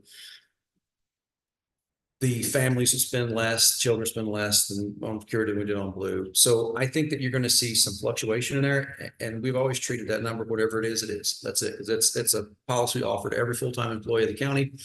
If you're a part-time employee, we offer you the telemed. If you're a full-time employee and you only take employee only, we actually offer telemed to your entire household. Anybody lives in the house with you. So, but yeah, that will change a little bit. Yes. Okay. You want? Sure. You can if you want to. I mean, who else is here? Because otherwise it's gonna be me talking, and that's no fun for anybody but me. I know. Boy, you guys are something else today. All right, Judge Brazel, you'll see, he's actually scheduled for tomorrow, but we're jumping the gun. So, so what we're gonna do is go to page. Bear with me. 50, page 50 on the dot. All right, 50 it is. Go ahead, partner, what you got? I guess that's. Obviously, all the salary and wages, staff wages have to be corrected from last year. We're fixing that this year. And the new budget reflects the corrected amount. So when you look at the staff wages, last year, again, we had calculated things one way, we were told a different way. Anyway, long and short of it, that number that was adopted is not reflective of the actual number of employees or the salary that we adopted in the personnel worksheet. So he's not getting some big raise in JP2. This is going to happen in about 3 different offices that I'm aware of. They're simply correcting it to account what they should have paid them under the evergreen last year that didn't get there. Sorry, go ahead. And we knew about, we knew about this months ago. Yeah. Yeah. Yeah, not a huge surprise. And then Benny's and all that, insurance, judge's calculations, do all that. Training and mileage, there is an increase, I guess, we just talked about that whole thing. It's a necessary increase, guys. So we've got, the only thing that I am working on right now that's gonna be a change is my copy machine. I'm getting rid of a printer in my office that the printer cartridges have gone absolutely crazy. Oh, you're not kidding. Ink is ridiculous. I've lowered my paper by using e-file now. So when somebody files a lawsuit for a credit card, they would send us a ream of paper with all of the legal documents that are required by law. Well, every time we print one out, that's a ream of paper. Now that we do e-file, we don't have to print anything. So we are saving a lot on paper. If I get rid of this printer, then I'm only got one copy machine, printer, scanner in my office. It will raise the cost of that slightly, but I'm getting rid of that entire machine. So I think that's going to be pretty cool. I've got a bid out on it right now. So hopefully before you guys are going hard copy on this, it'll be good. We've got a placeholder 1750 in there right now. And I think it's going to be super close. Really? Okay, cool. I don't Yeah. think it's going to be huge. Cool. And like I said, again, that's gonna vary little on what actual cost is based on actual. So, And then everything else, everything the judge proposed looks great to me. I don't have any questions of me or my court. We've run some cool programs, juvenile drug court, still running hardcore. Yep. I think we had 12 in it couldn't be counting, maybe 10 or 12 kids. This last month, I had no hot drug test. Everybody promoted, everybody did their community service. They're out of school right now. that's the surprising part about that. Well, they're not hanging out with their buddies as much, I guess. I don't know. But so juvenile drug court's going well. Obviously truancy we're not doing right now because it's school. The jail magistration, it is what it is. We get customers there all the time. So JP1 probably is the highest functioning court that we have. JP1 is your second. Anyway, JP2 is probably at the highest volume of business of anybody in the county. I know probably they do. You think what Shane does for us, the Judge Brazel takes care of his office. He takes care of the highest number of citations that come through. If you look in the Navigator system, it tells you that.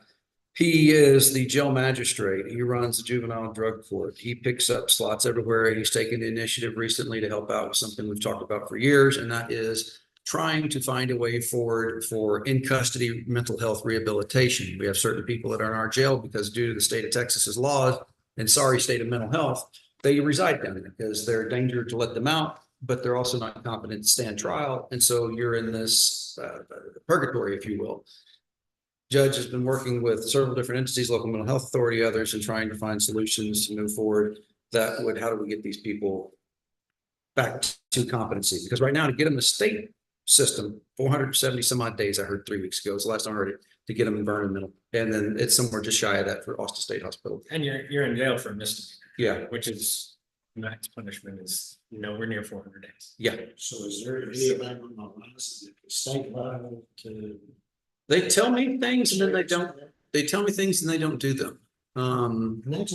Yeah, it's fascinating. I haven't made many friends in the No, so but yeah. we are moving in a direction to try to remedy some of these. So the in custody stuff, we're working amongst ourselves to figure out what we can. The misdemeanors, like Shane pointed out, like just pointed out, if they're in jail for 400 days, I mean, look, Class B misdemeanor, that's 180 days maximum. That's a max. And if you're in jail, you're going to get 2 for 1. You make trustee, you're doing 3 for 1.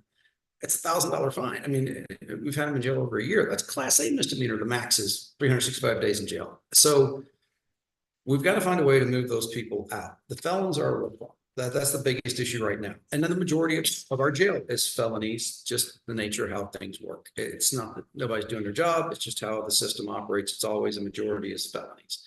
Things on the horizon from the state. State tells us they're going to do things and they don't. I'm on the board of the local mental health authority. Why am I on MHMR? Because I got like enough non-paying gigs. Same way he does drug court, because it's the best thing for the county. We're there to have a voice. One of the things we've managed to do is, you guys have heard the word DePaul. DePaul used to be the mental health center in Waco. they were pretty good about making sure that they told everybody they let the rest of the world participate, but then they didn't let us participate in their mental health.